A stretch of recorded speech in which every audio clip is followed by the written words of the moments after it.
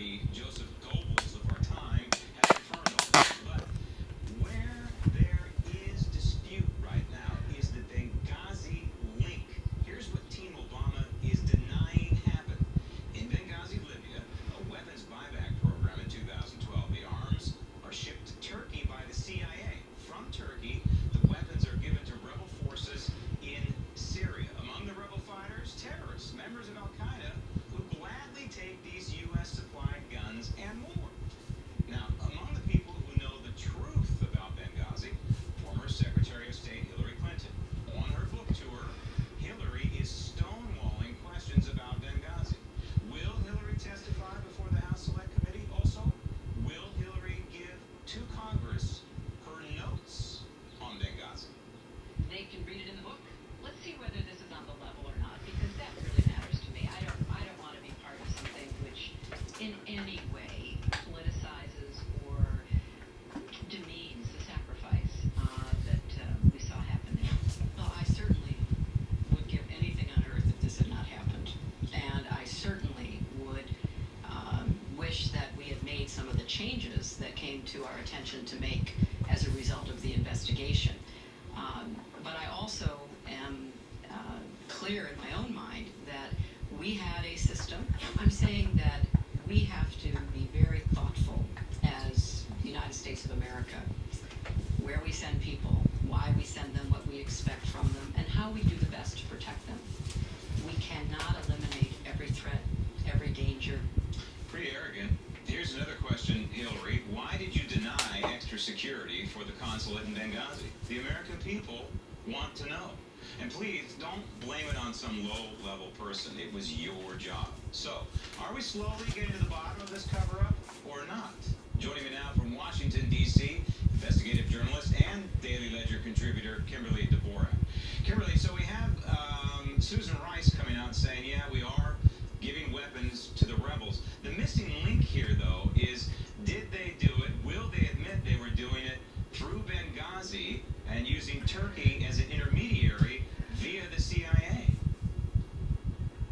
Well, that's $1 million question, or in fact, I guess the $1.7 billion question, as that's exactly the amount of money CNN was told by Ms. Rice over the weekend that we are supplying the Syrian rebels. That, of course, is lethal and non-lethal aid, but because of the civil war, we've got millions of folks fleeing the war zone in Syria, and we have to take care of all of these people that are flowing towards the Turkish border, the Jordan border as well. Okay, you're in Washington, D.C. I'm sure you're checking with all your sources, including in the intelligence community. What are they telling you about this? What is the CIA saying about this? And we know that during the attack on September 11, 2012, there were many CIA operatives on the ground in Benghazi. So what were they doing there? I mean, it seems to all fit together. Yeah, it absolutely does. Now, I have it, I was given my comment by a senior official at the CIA who stated that in no uncertain terms did the CIA participate in any trafficking of weapons through Benghazi to other foreign countries. Now, we know also that the CIA can get a runaround on that by saying that they liaise with other countries, which we know we do with Britain as well as Australia and New Zealand. In this particular instance, we were liaising with a few different folks around the world. But also, I think more importantly here, when you look at Benghazi, what were we doing? That's the question that nobody wants to answer, yet all we had there were CIA operatives or, retired SEALs who were running, security for these people that were in annexes. These weren't consulates by traditional sense.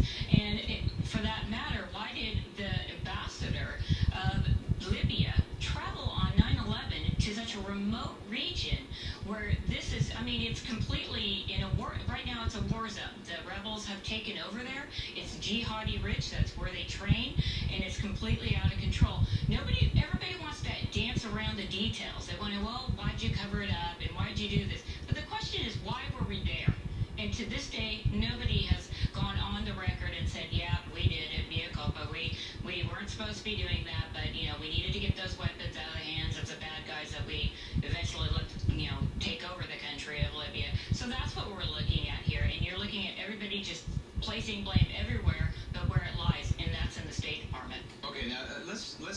Syria now.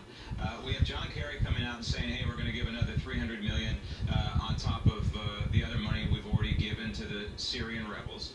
We're shipping them arms. We're giving them all this aid to the so-called good, moderate rebels. How do you parse out the good, moderate rebels versus the al-Qaeda terrorists that are also fighting with them? How do you do that? Well, at the very beginning of the Civil War, it was a little bit easier because there were a few, there were the guys that were fighting for the Syrian Free Army that were, they just wanted to get rid of Bashar Assad, and they wanted they just wanted to have elections. They wanted to, tap into that Arab Spring, so to speak. However, since the United States has not really participated and helped as much as they needed, they have decided, they've actually gone on camera and said, well, we really wish the West would have helped us out on this, but they haven't. So we do have to rely on al-Qaeda, and they use the word al-Qaeda specifically, and they refer to them as the best fighters they have. Well, of course they're the best fighters. They're the terrorists. Yeah. And so that's what they're using to fight against Assad. Do you see any irony here that we're shipping weapons to Syria, to the rebels, which includes al-Qaeda, and we release these 5 Taliban terrorists, who at least one of them publicly has said, hey, I'm going back into the fight, who may end up on the battlefield in Syria with U.S. weapons in their hands? Yeah, well, the fellow you're talking about, Fazil, he actually, now we've seen some pictures. They haven't been confirmed just yet, but it does show him with with a whole bunch of heads of human beings. So yeah, he's a very bad guy. We're letting him go. Qatar, of course, is Wahhabist, and so they stand behind Saudi Arabia on this. The money, we know, $1 to $3 billion going through there in fundraising, and we know these guys will go back to the battlefield. And I mean, this ties into Syria because Syria is kind of waning, but it's also kind of the epicenter, if you will, for the jihad fight. As we said, talked about last week, there are 7,000 plus jihadis known from multiple countries around the world going to fight, and Syria is the new battlefront.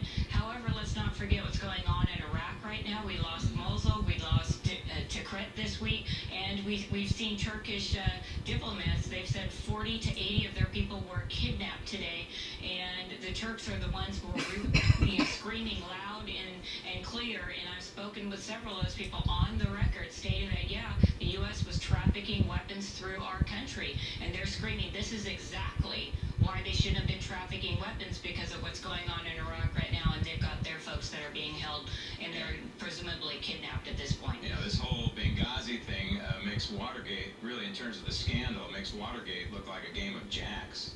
Kimberly, thanks. Coming up next, stop the tape, the anti-gun president, plus the Secretary of Defense